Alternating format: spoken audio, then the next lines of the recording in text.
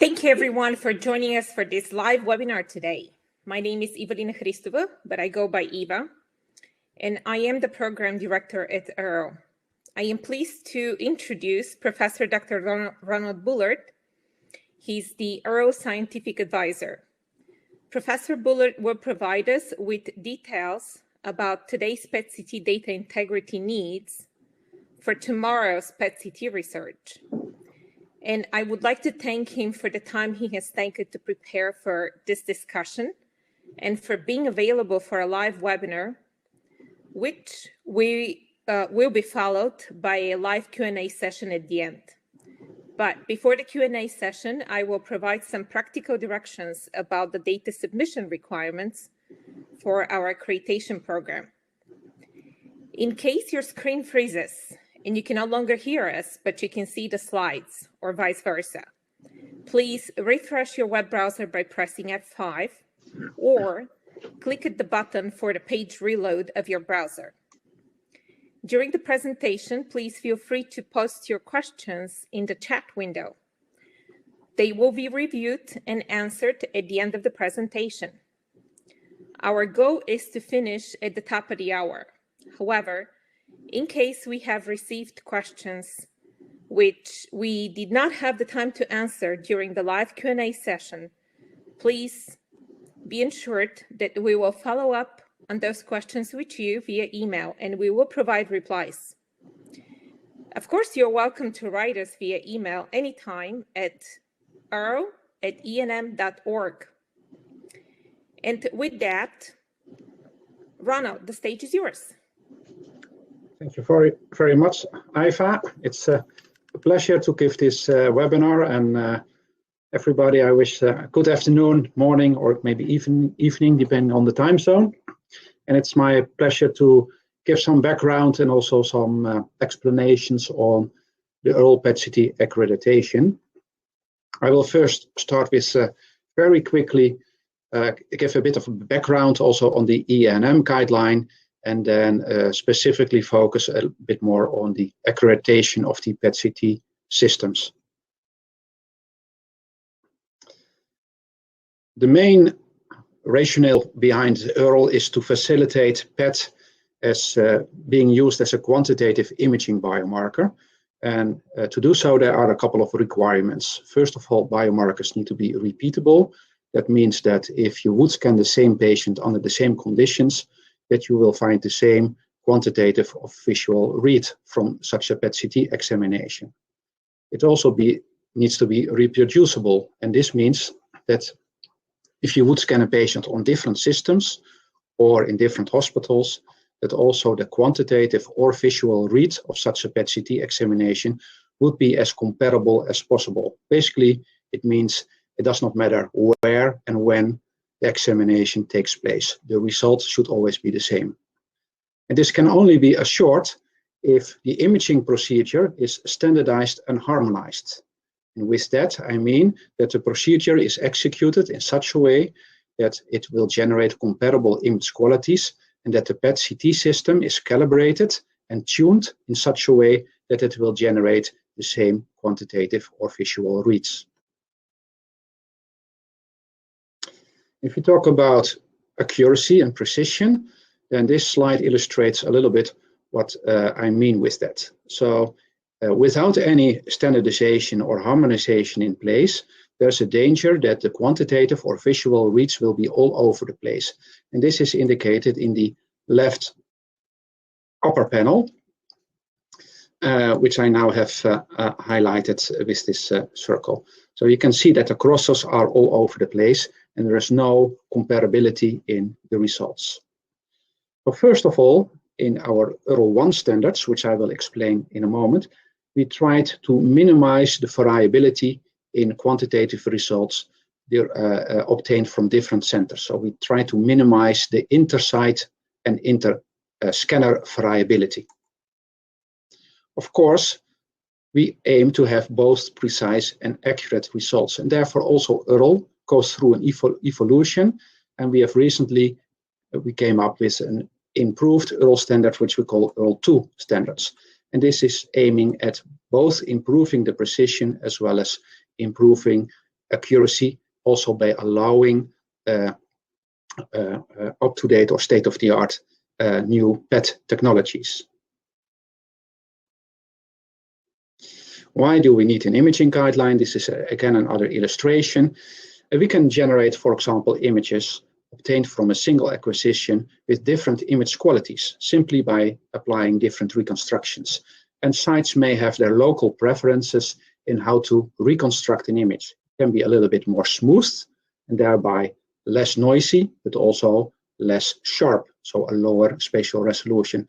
But other sites may prefer to reconstruct the data with a slightly higher resolution, or maybe even include the point spread function during the reconstruction. And this will result in images that are sharper, so with a higher spatial resolution, but in many cases also at the cost of increased noise levels. Either way, it will affect both the visual and the quantitative read, as illustrated here on the left. The SUV max can change from 4 to almost 6 simply by changing the reconstruction settings. This was also observed in a real-life clinical trial where 3 hospitals in the Netherlands participated, and we looked at the baseline SUVs across subjects. And then we observed that in hospital 1 and 2, the baseline SUVs in the lesions were quite comparable. But in the 3rd hospital, we observed that the SUVs were quite lower, despite the fact that the patients that were recruited had similar clinical characteristics. So they were all stage 3 and 4 lung cancer patients.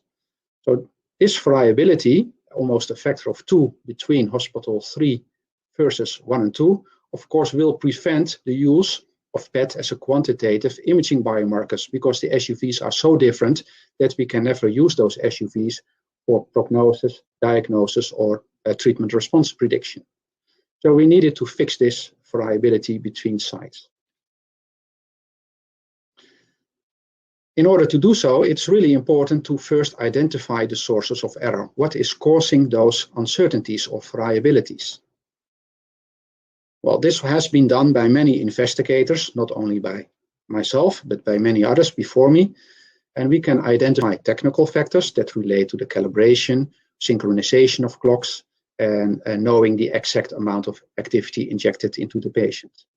It also relates to imaging physics. How do we acquire the data, and how do we reconstruct the data and analyze the data? This all affects the image quality and image quantification. And of course, we are measuring glucose consumption, which is a biological factor. And so also the biology of the patient becomes important. So the uptake time can cause a big difference in the observed SUV. And we have, of course, patient motion, the blood glucose levels, and possibly also changes in blood clearance before and after therapy. Well, these factors have been explained and explored in detail and summarized in this EANM supplement paper. Just a few examples. In this example, you can see 2 images, 2 PET scans, coronal slices of the same patient, performed on 2 different days, but within 1 week. And on the left, you can see an image where the blood glucose level at the time of examination was actually too high. So probably the patient did not fast properly or took maybe coffee or tea with some sugar.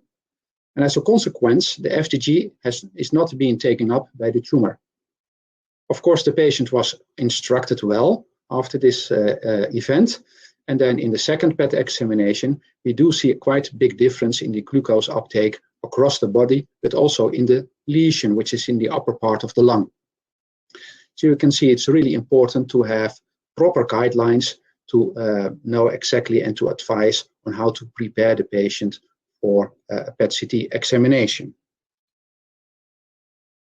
Another example is the uptake time. The SUV typically increases as a function of uptake time. So directly after injection, the SUV is low and increases up to a value of 6 to 12, for example, depending on the uptake time. So in order to compare SUVs across or between patients, it is really important that all patients are scanned with a very comparable uptake time. And we have recommended this to be 60 minutes as a compromise between reproducibility as well as practicability. So in order to avoid very long waiting times for the patient. But it is important to fix this. This is another example, a little bit more up to date, where we compared a standard reconstruction with a high state-of-the-art new PET reconstruction, causing quite big differences in image quality. And you can also see in the table that there can be actually a 50% change in SUV, or up to 15 or 20% decreases in apparent metabolic active tumor volume. The message is that if you change something in your acquisition and reconstruction protocol, image quality and image quantitation will change. So in order to use PET, either visually or quantitatively, it is important to have a proper procedure for the entire chain of, or all the steps in the imaging procedure. So we need consistency in the execution of an imaging procedure, both cross-sectionally as well as longitudinally. What are the most common uncertainties? Well, some are easy to avoid, like knowing exactly the weight and height simply by measuring it. You have to know the net injected activity, so how much FDG, how much megabecquerels were injected into the patient, and you have to fix the reconstruction settings in order to get harmonized image quality. Just another example is the uptake time deviation, and I know this is really challenging in a busy clinic. But just to make you aware that this is really important, this was a study, a retrospective analysis of a clinical trial, where we looked at uptake time deviations. And actually, when 2 scans were taken from the same patients, only about 25% of the data were actually taken at 60 to 70 minutes post-injection, so with a very comparable uptake time. And you can see that the majority of the cases were quite large deviations in uptake time, also between the 2 scans of the same patients before and after treatment. Now, if you look at the bar plots, you can see that it can have very detrimental effects. We looked at the liver SUV, which should be quite comparable and around 2. And then on the right plot, you can see the data having the largest deviations in uptake time. And you can see it results in a huge variability in the liver SUV. It should be around 2 with a relatively very narrow variability. If we only look at the data with a very tight adherence to the preferred uptake time, we actually observe that there is almost, that the variability in the liver SUV is very much reduced by more than a factor of 2 in terms of variability. So it is really important, even in a busy clinic, if you really want to use PET visually by scoring uptake or quantitatively by looking at the SUV in lesions, that the uptake time is adhered to as good as possible. Well, knowing these uncertainties, and this was another example, I can skip it for now. If you know these uncertainties and you know how important they are, or which factors are less important, you can develop guidelines to give guidance and recommendations for how to perform the imaging procedure. And this has been done both by the American colleagues in collaboration with the Europeans, as well as in Europe in collaboration with our American colleagues. So there are guidelines that are consistent with each other, that gives recommendations, very specific ones, how to perform the imaging procedure. And if you follow such a procedure, then there is some guarantee that the quantitative and visual reads will become comparable between subjects and between sites, imaging sites. But even if you execute the examination in a harmonized and standardized manner, it still requires that also your PET-CT system has a standardized and harmonized performance, because if the scanner is not calibrated well, you still have variability in quantitative reads. And that's why we started EARL. EARL has the ambition to support you doing multicenter studies by making sure that your PET-CT system performance is harmonized and comparable to other colleagues that participate in the same multicenter study. So the EARL standards are based on the European guidelines that were published on behalf of the EANM. And this is the most recent one, and soon we will work on a slightly updated version coming up, probably next year. This is a slide to illustrate how large the variability in PET-CT system performances can be. This is a result from an Austrian study where they scanned this phantom. And this phantom contains 6 spheres with different sizes. And the background of the large background compartment, which is bluish in this picture, has an SUV of 1, and the spheres were filled in order to have an SUV of 10. And then we compared the SUV in the phantom compared to what we expect, which is 10. And by scanning this phantom in different imaging sites, so 12 in this case, they observed, first of all, that the SUV depends on size of the spheres, which is normal. This is called partial volume effect. But what was striking was this big variability. For example, this site has very low SUVs, while for the same phantom, this site has very high SUVs. And the difference between those sites were more than a factor of 2. Very consistent what we have found in the Netherlands with this trial with the 3 hospitals. So again, and this is a phantom, there's no biology, so the results should be identical, ideally. So there's a big variability, not only in imaging procedure, but also in the PET-CT scanner performance. So we try to harmonize PET-CT scanner performances, and that is the basic principle of the accreditation program of EARL. And we use 2 phantoms for that. We use a uniform phantom, which is just a cylinder with 1 big compartment. And this assures the basic calibration of your PET-CT system to convert activity concentrations into SUV. We also use the same phantom as the Austrian colleagues, called the NEMA phantom, which contains these 6 spheres with different sizes. And we scan this phantom. And then on the scanner, we adapt the reconstruction settings on your system such that the SUVs become as comparable as possible between imaging sites. And I will go a little bit more in detail. So the conceptual idea is that we will propose a lower limit and an upper limit for SUV performance of your PET-CT system in order to make the SUVs between systems as comparable as possible. We use a lower limit to avoid that the SUVs become too low, so that the resolution of your system will be used at a too low value. But there's also an upper limit to avoid very large overshoots. And I would like to highlight that these overshoots may appear beneficial for lesion detectability, but it is, in this case, an overshoot of almost 60%, so 60%. So the SUVs are really very much too high compared to the actual value, which should be an SUV of 1 or a recovery coefficient of 1 in this example. So we have implemented EARL, and I will come to the details later. So we found actually a very comparable variability across sites as in Austria, factor of 2.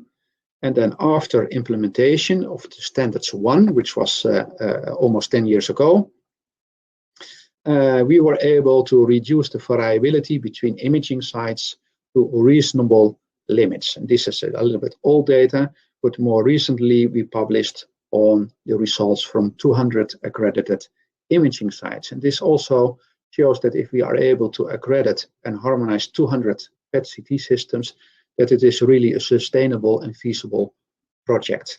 And all these systems operate now within the lower and the upper bandwidth of SUV recoveries or SUV comparabilities.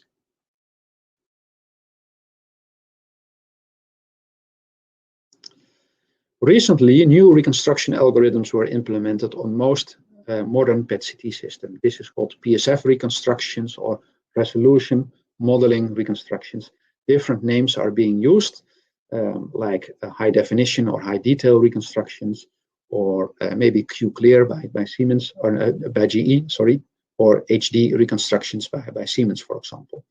They all have similar properties in the sense that they allow you to reconstruct images with a higher spatial resolution. And as you can see on the image, it will result in more detail, but also the lesions become more visible, so more easily detectable. This is, of course, beneficial, and we do not want to prevent sites to benefit from those new technologies because they are beneficial also for patient care. So these new reconstructions improve spatial resolution, and they are often visually preferred for visual examination, but they also might be used for SUV quantification. However, we have found, and others, that SUV quantification from PSF reconstructed images are not directly comparable to conventional non-PSF reconstructions. And that's why we try to update and modernize also the EARL standards, which we now called EARL Standards 2. So we kind of did the same. We used this NEMA phantom with the 6 spheres, and we scanned it in many sites. In this case, we started with 23 sites. We did all kinds of reconstructions that allowed the use of time of flight and PSF during the reconstructions. And then we tried to design new EARL performance standards that are improved compared to our previous EARL standards. And you can see the final results. You can read the paper of Kaalep. I will show that later. But you can see we are still able to generate SUVs that are quite comparable within a lower and an upper limit between imaging sites. And in particular, we are going to promote in the near future the use of SUV peak, because you can see it allows for a very narrow bandwidth across sites. The SUV peak will not replace the other metrics, but we would recommend to add the SUV peak in your analyses.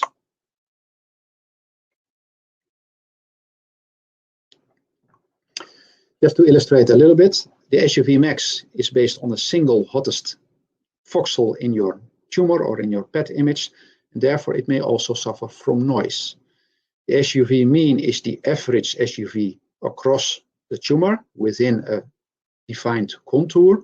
If you draw a contour around your tumor, you can look at the average SUV mean, and the SUV peak is basically the average uptake in a small sphere of 1 mil volume. And this was also recommended by, for example, by PERSIST. And this takes the average uptake in the highest area of the tumor. And because it's an average over a small area, it is less affected by noise. So it will also enhance the comparability between imaging sites. So in summary, the SUV max is sensitive to noise. It is also more sensitive to variability in image reconstructions or residual variability. But of course, if you have defined a tumor contour, the SUV max value will always be the same, regardless who or which method you are using to define the segmentation or the delineation of your tumor. That's the main advantage, and that's why the SUV max has become so popular. The SUV peak is less sensitive to noise. It's also less sensitive to image reconstructions, and there is only one SUV peak within a segmentation, and therefore it is also less sensitive to observer variability. The SUV mean gives a value for the entire tumor. It's less sensitive to noise. It's moderately sensitive to reconstruction, but it is highly dependent on observer or delineation method variability. So if you define your tumor differently by a different observer or by a different method, the SUV mean will change. Is SUV peak a good surrogate for SUV max? Well, I think it is. We compared it in lung cancer patients and in lymphoma patients, and we always see a very high correlation between SUV peak and SUV max, both for the current standards, EARL 1, as well as for the new EARL 2 standards. There's a very good correlation between those metrics, with the SUV having the advantage being less affected by scanner statistics. We also compared the digital and analog systems, and also there we found that the SUV peak provided the best agreement between an analog system and a digital system. I cannot go in detail through all the results. I will speed up a little bit. We also extended our EARL program to including other isotopes like zirconium and gallium. The main difference compared to F18 is that those isotopes are only visible by the PET system by their emission of positron. So the isotopes, only the positron emissions are seen, so there are no prompt gammas, like with iodine. And we also found that the reconstruction settings on your system that harmonizes FGG or 18F also harmonizes, slightly differently, but still harmonizes for zirconium and gallium. And the recoveries are a bit lower, but if you have multiple systems harmonized for F18, they are also harmonized for zirconium. And this makes zircon accreditation quite easy, because the main difference between sites actually comes from the basic calibration using a uniform phantom. This was illustrated here. You can see the black dots, but sometimes we have still deviations in the order of 20% without any harmonization or calibration in place. This slide illustrates again, apart from residual calibration errors, that we can still generate quite comparable SUV recoveries if we simply copy and paste the F18 protocol and apply it for zircon studies. And the variability that you see here is only the variability caused by calibration errors. So the zircon program is simply based on an F18 accreditation, and on top of that we perform an additional zircon calibration only to verify if the calibration between the PET system and the dose calibrator used to measure zircon activity is consistent and accurate. So this will also be explained in detail by Iva. So you first get the F18 accreditation, and then the zircon accreditation is performed on top of the F18 one, using only the uniform cylinder to calibrate and to verify the PET-CT system. So this makes it much more easy, because zircon is not such a nice isotope to handle with, for example, the NEMA image quality phantom. And we have the same criteria as for F18, that the calibration should be within 10% accurate. And actually the zircon program and gallium program are the same. So the main difference between F18 and gallium, apart from positron abundance, is that gallium also is detected only by the positron emissions. And we've basically also here, the gallium accreditation is done on top of the F18 calibration and harmonization. So if your system is harmonized for F18, then it is also harmonized for gallium, provided the calibration of the system has been set for gallium as well.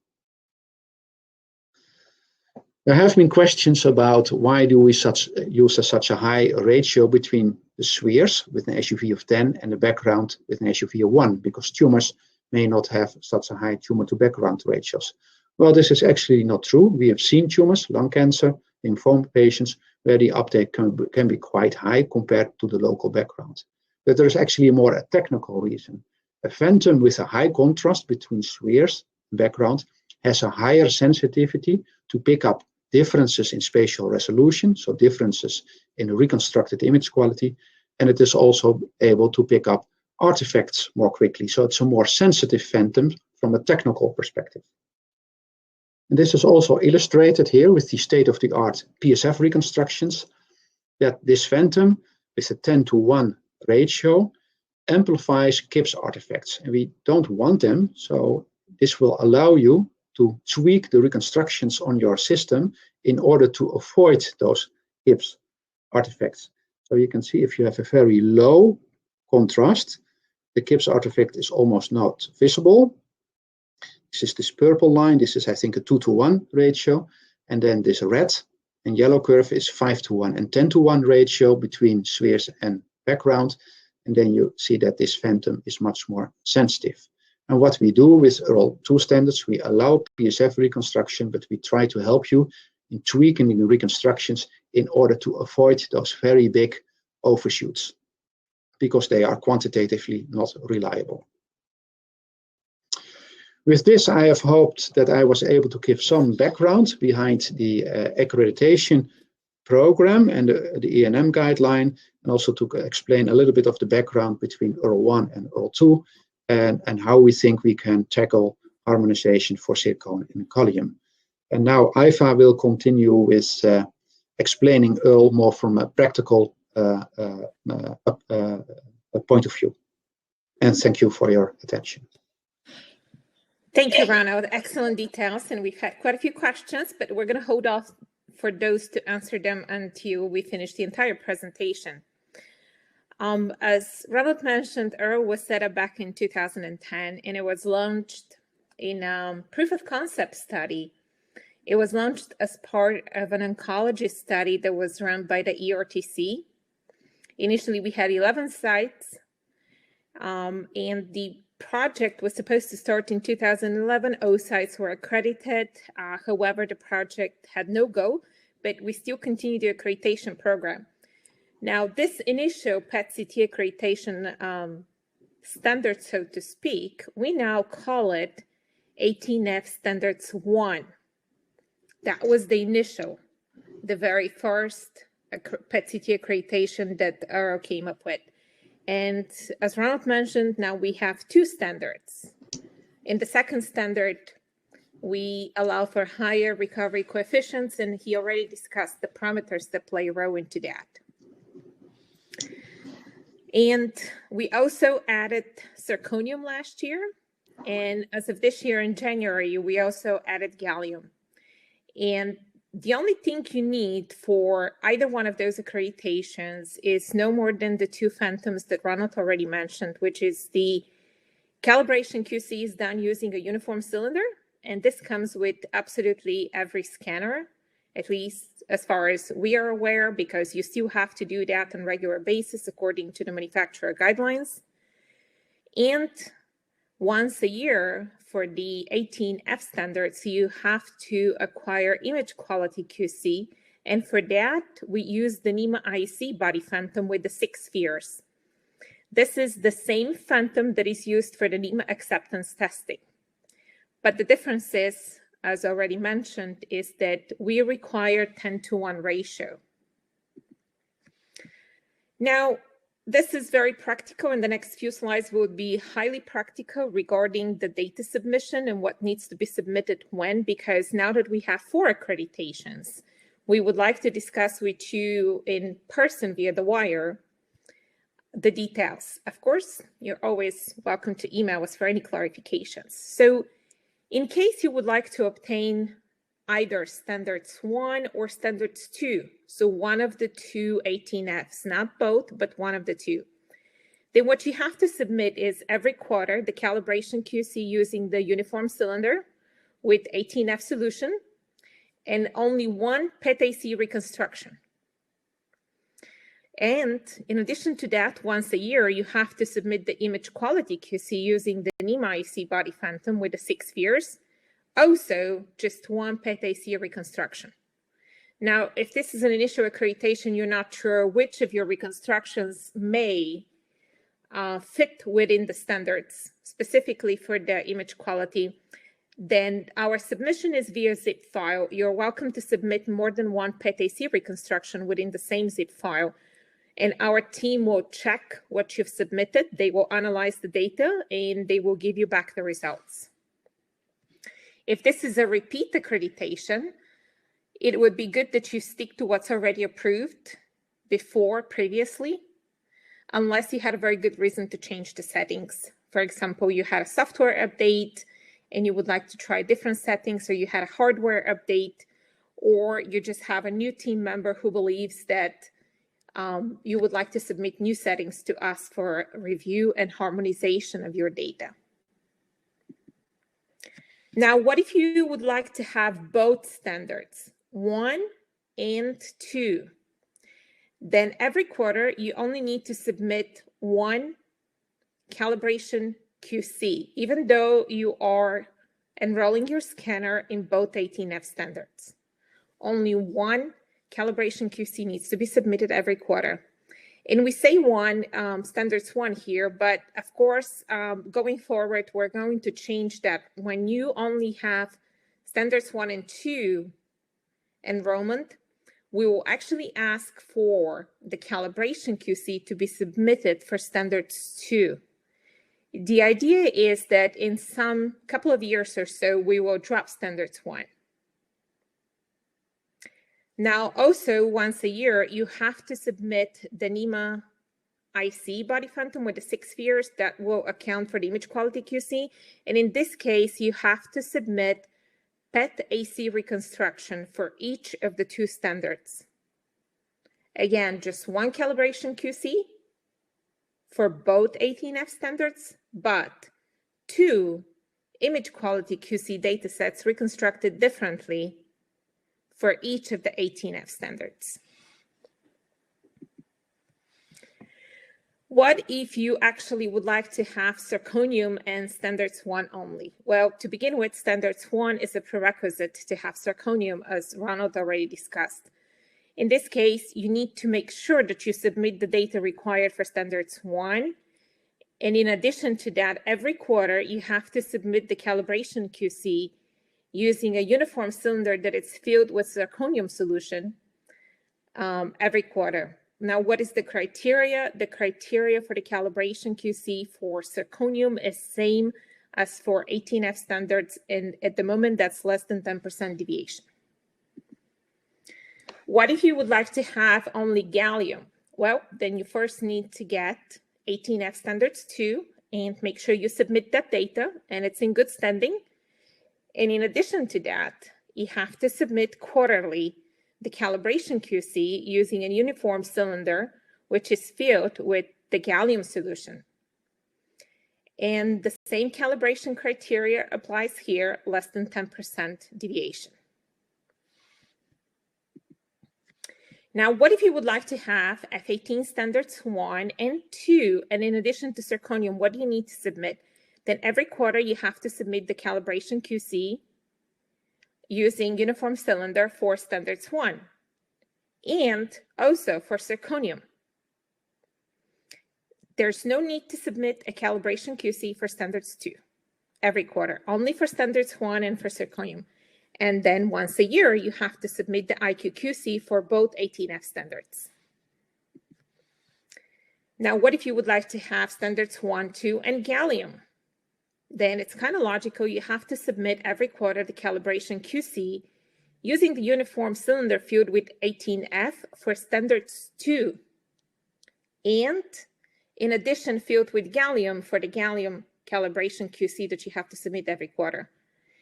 In this case, there's no need to submit the calibration QC for standards 1, only for standards 2. But once a year, you still have to submit the image quality QC for both 18F standards, for standards 1 and for standards 2. Now, here it comes really interesting. We have few sites that chose to have immediately all 4 accreditations. And in this case, what has to be submitted is absolutely every quarter the calibration QC for both 18F standards. It will be 1 scan, but there will be 2 separate reconstructions for the calibration QC. Also, every quarter you have to submit the Zirconium and the gallium calibration data. And once a year, you still have to submit the image quality data for standards 1 and standards 2. We started to call it a primary accreditation and a secondary accreditation. Primary would be the 2 18F standards, and then the secondary or the dependent accreditation would be the Zirconium and the gallium. So in a certain way, as you see, sometimes the dependent accreditation will kind of have an effect on what calibration QC you submit. But in case this is not clear, please let us know via email. We will also be updating our user manual to specifically include those examples as an appendix. And this webinar is recorded as well, and it will be posted as tomorrow on our website in case you need to come back as a reference. What do we hold for the future? Well, under the current circumstances, we are evaluating brain PET-CT accreditation and also SPEC-CT accreditation. So keep in touch with us, keep on checking with us. We'll let you know when those are finalized in evaluation and we're ready to release those. At this time, we don't have a specific date and time yet, but for those of you who have been working with us, you know that usually we kind of give you heads up in advance so you're aware what's coming up well in advance. And with that, I would like to thank you for your time. And I'm going to let Ronald go over the discussion points here. And then we're going to go into the live Q&A session. Okay, thank you, Iva. And yeah, just to wrap up before we go to the questions and answers, I think I hope that we have been able to explain that harmonization is needed, and that without such an harmonization in place, that we can result in large variability among centers, especially when older and newer reconstructions are interchangeably used. In PSF-enabled reconstructions, the impact of SWIT background ratio on the quantitative results is under continuous investigation, but I think we have shown that it is feasible to harmonize scanners even when using these PSF reconstructions. I think EARL specifications and the use of EARL is aiming at combining quantification and lesion detectability, and that's why we moved to EARL 2. At least in our hospital, this is now current practice. Also to highlight that the SUV max can have quite large positive biases, especially for larger objects. And actually, with the introduction of PSF reconstructions, we have sometimes seen overshoots in the order of 60 to 70%. We also think that the SUV peak can be used as a more robust quantitative metric. It's less sensitive to noise. It's less sensitive to residual reconstruction variability by the use of different parameters. I did not show it, but if you look at the variability as a function of sphere size in the observed SUVs, it is equally big as SUV max, so the highest and the lowest value across the spheres has the same amplitude difference, and it is also less sensitive to this Gibbs artifact, those artificial overshoots at the edge of the spheres or tumors, and you can actually also see that in the clinical images. We have included, but you can look at it later as well, a lot of references and background information, just to highlight that everything what we talked about has been summarized in guidelines and recommendations and in just research articles. I just show it for a moment that if you would look at it later, you can more easily capture the references. And again, with that, thank you again. And let's have a look at the questions. So we have quite a few questions. I'm going to start with the very first one that came, that it seems a little bit unfinished, but I'm going to make an assumption here. The question is SUV max, comma, SUV mean, comma, SUV peak, that question mark. So I'm assuming this refers to what are we looking at? So I'm going to let Ronald answer that question for standards 1 and standards 2, as well as zirconium and gallium. Yeah, I think the question is more what is the difference between max, mean, and peak. And I think in one of the slides, but going back takes a bit too much time, I try to explain that the max is actually the hottest voxel in your tumor, so the highest value that you can find in your tumor. The SUV mean is the average one across the entire tumor, so the average uptake within your region of interest or delineation. And the SUV peak is basically the hottest spot in your tumor, and then the spot is defined by a volume of interest of 1 milliliter volume. Thank you. Now the next question is, what is the SUV 50%? Any relation to SUV max, SUV mean, and SUV mean? So I suppose the last one is supposed to say SUV peak. Yeah, and that is, I think, a little bit the same question as the next one. The SUV 50%, I agreed, we will adapt that in the slides, is indeed based on a 50% on an isocontour defined by 50% of the SUV max. So you first have to derive the SUV max. Suppose it would be 10.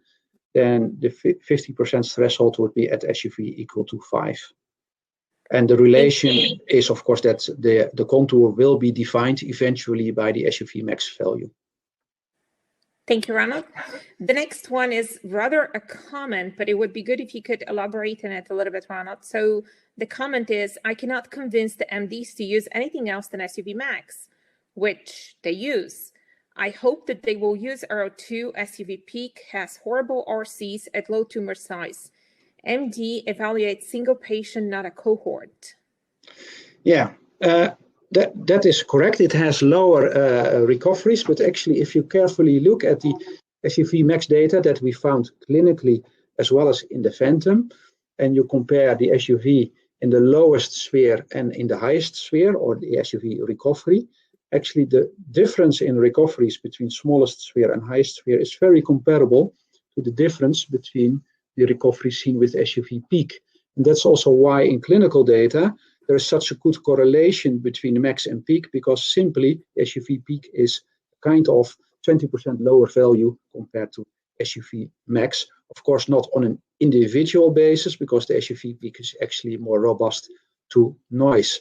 So, but this point has been raised before, but if you really do the analysis, you will see that there's actually not a difference in diagnostic or prognostic performance between SUV max and SUV peak. And actually, we've done many studies, and the SUV peak often outperforms the SUV max in terms of, for example, in a prognostic model, probably because it is less sensitive to noise and reconstruction or residual reconstruction variabilities.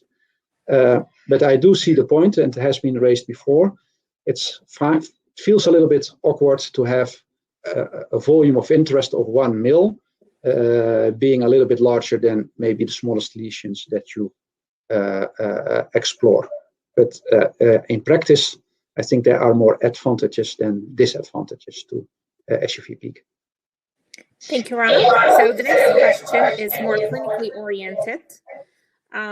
What are the recommendations for the patients how to behave in the room during the 60 minutes of uptake time between the administration of the dose and the start of the scan? Rest, motionless, silence, warm, darkness. So I'm going to take on that one, and Ronald, please feel free to chime in. So there are guidelines that are very clear about that. For most oncology patients, the recommendations are that they need to rest, they need to be motionless, exactly, they need to be silent, so no watching TV or videos or talking on the phone or listening to music. They should be warm, that's for sure. Otherwise, you may end up having with some uptake that could obscure lesions. And it should be comfortable lighting, so it shouldn't be too dark, but it shouldn't be too bright either to bother their eyes. Now, having said that, from my clinical background experience, I can tell you that for certain oncology patients, especially with brain tumors, recommendations are to keep eyes open during the injection rather than closed. But this is a debate that has been existing in our community for quite some time. Ronald, anything you would like to add to what I said or correct me? No, I don't. Luckily, I don't have to correct you, which is good.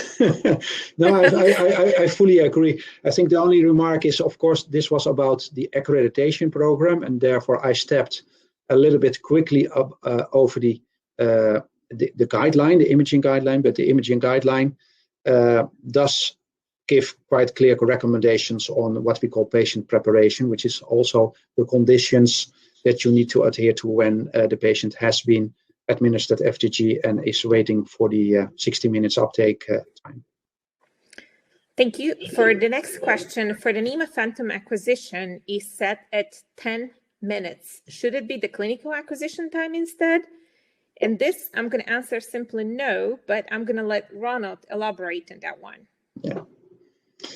So actually, it's a kind of a two-stage. We didn't discuss it too much. So the accreditation with the NEMA Phantom really focuses now initially on harmonizing the SUV recoveries. And of course, scanners have different sensitivities. So even if you would do it fixed at 5 minutes or fixed at 2 minutes, there will still be differences in noise levels. And therefore, we choose to have a relatively long acquisition time, so that regardless of the sensitivity of the scanner, that the resolution or the SUV recoveries are mainly driven by the contrast recovery or the actually reconstructed resolution of the images. We also have recommendations in the guideline about how much activity to administer to the patient. And if you don't like those recommendations, which are aimed to guarantee sufficient image quality and sufficient low noise levels in your clinical data, there's also a procedure on the website of EARL that allows you to, say, calibrate how much activity to inject per kilogram weight, for example, for your clinically applied scan duration and for your sensitivity of your scanner. For example, for total body PET CT systems, they are still rare, but they have extremely high sensitivities, and then you can follow this procedure to determine how low you can go in activity. And actually, in one of the studies, I hope it's here by Joyce van Sluis, you can see a kind of example of that, where we try to assess how much lower the activity can be and how much shorter the scan can be using clinical data, given the fact that the digital system has a much higher sensitivity and better time of flight performance than the analog system.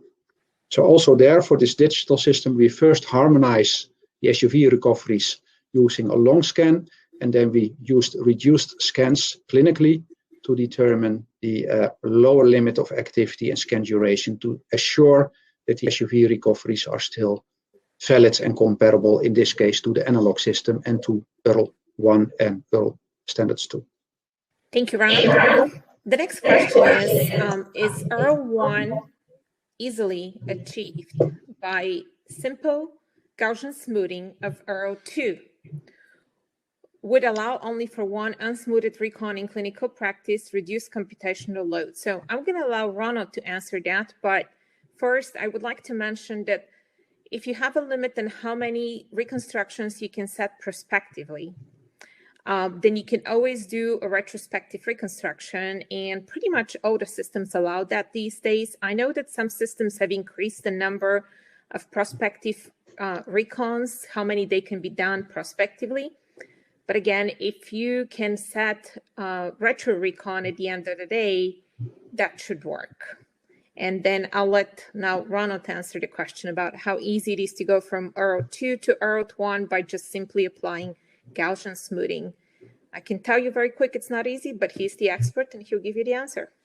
Yeah, thank you. Yeah, the short answer is yes. So if you have EARL 2 reconstructed data, then a Gaussian smoothing with a kernel size of about 6.5 millimeter full width half max will reasonably well align your images, your image quality, and your image quantitative data to those seen with EARL 1. That was also shown by one of our studies as well. So in principle, you could do an EARL 2 reconstruction, and then, for example, in order to compare your data with retrospective cohorts or with ongoing other studies, simply filter the data. The main problem is that in multi-center studies, a lot of people are not aware of that, or simply forget to do so, and then you still get a mix of EARL 1 and EARL 2 data, and the kernel is not always exactly 6.5. So for some scanners, for some reasons, it's a little bit less, and for some scanners, it's a little bit more. So then we also need to keep track of which kernel to apply for which systems, and we have to track the consistency of that kernel value. So there are also some practical limitations. Sometimes in multi-center studies, if we coordinate them, for example, in Amsterdam, we receive the images with sometimes DICOM headers that are anonymized so much that sometimes also the reconstruction settings are not valid anymore. And then, by eyeballing at the image, I cannot tell which filter to apply to the image in order to make them EARL compliant. So there are a bit, so theoretically, yes, and you can decide and tune that for your own setting, but in a multi-center setting, it's still a bit tricky not to have EARL 1 and or EARL 2 reconstructed data being submitted. Thank you, Ronald. And the next question is quite practical, actually. It's asking, could you please discuss the role of the PET technologies in the NEMA testing or in annual testing? So I'll take that one, Ronald, if you don't mind, but you can add. Sure. Go ahead. This really depends on the country and on the specific site. I am aware that there are some countries where technologists are not allowed to do the testing. They can assist, but they're not allowed to. But in other countries, there are no local physicists to do the work. or experts that come outside, and it's totally fine. It's within the prerogative of the technologists to do everything that's necessary, including the periodic QC that's mandatory by the vendor. So technologists are responsible for everything from A to Z. Again, that depends on the country, depends on the region, and depends on the local protocol that's instituted in your clinic. Anything to add, Ronald? No, I fully agree. And yeah, we often see that also the actual experiments are done by technologists, but that depends on the local setting and whether a physicist is available or whether it's simply assigned as the role for the PET technologist to do as part of the regular quality control that they are doing most of the cases anyway. Okay, the next question is, what is the real value of EARL accreditations amongst the other international accreditations? This is a very good question. And I can tell you that it depends on what you compare. It depends on what you're looking at. But Ronald is our advocate from a scientific point of view. And there's nothing better than science when it comes to comparing differences. So Ronald. Yeah, so there are several advantages. I think we took a very practical approach also by choosing a phantom that already existed and is very standardized, but that may be not a scientific argument.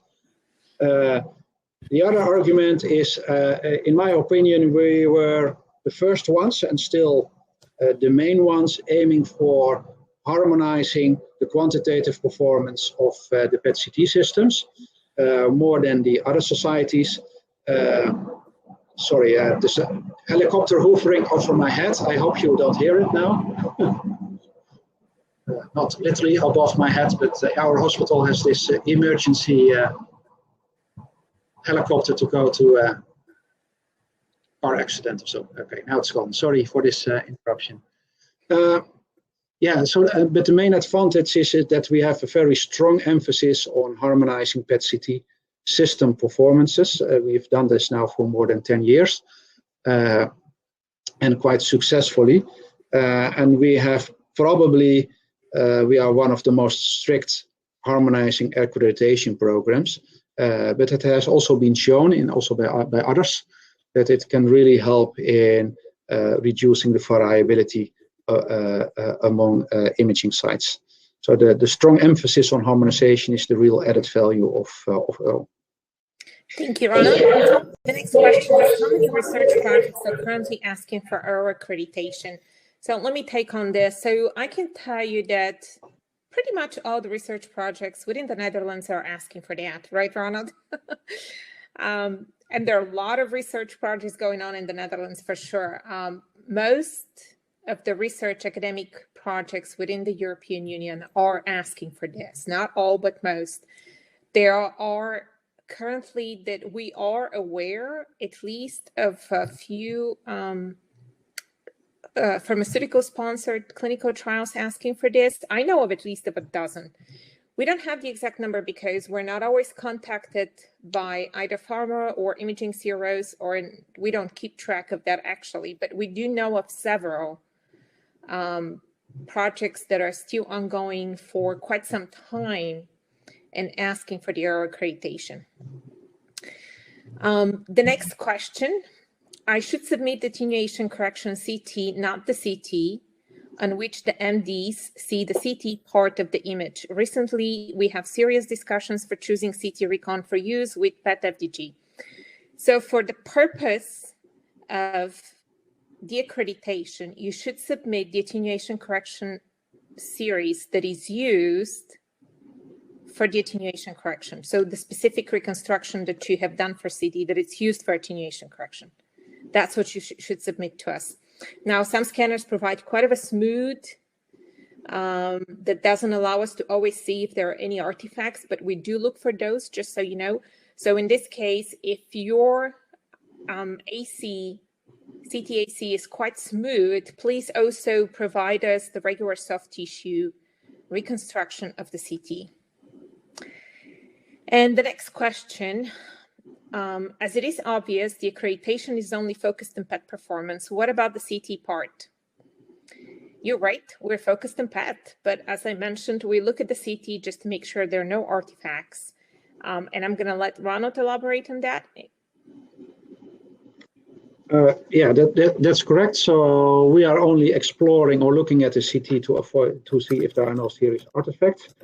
In many cases, the PET examination is done in combination with a low-dose CT only for attenuation correction purposes and a bit of anatomical colocalization. But also frequently, people acquire an additional or substitute the low-dose CT with a high-dose CT, sometimes even also with IV contrast agents for diagnostic purposes.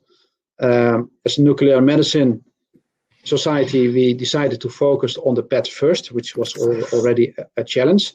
But we acknowledge also in our guideline that if you use the CT as part of a PET-CT examination for diagnostic purposes, you should use reconstruction and acquisition protocols that are suited for diagnostic CT, as well as you should follow the quality control recommendations as provided by our radiological colleagues. So we refer to other guidelines for the CT, but it is important that if you use the CT diagnostically, that you do a diagnostic CT with the corresponding settings, and that also the CT quality control is in place. Thank you, Ronald. So we're at the top of the hour, but I'm wondering if you actually have a few more minutes that we could take a few more questions, because we have a couple of dozen questions still outstanding. And I think most of those we can answer them quickly instead of afterwards writing emails. Do you have that time, Ronald? Only 4 minutes, tops. All right, so let's take one more question. What if you find better reconstruction parameters for superior image quality for gallium or zirconium? Would you need to do an additional phantoms?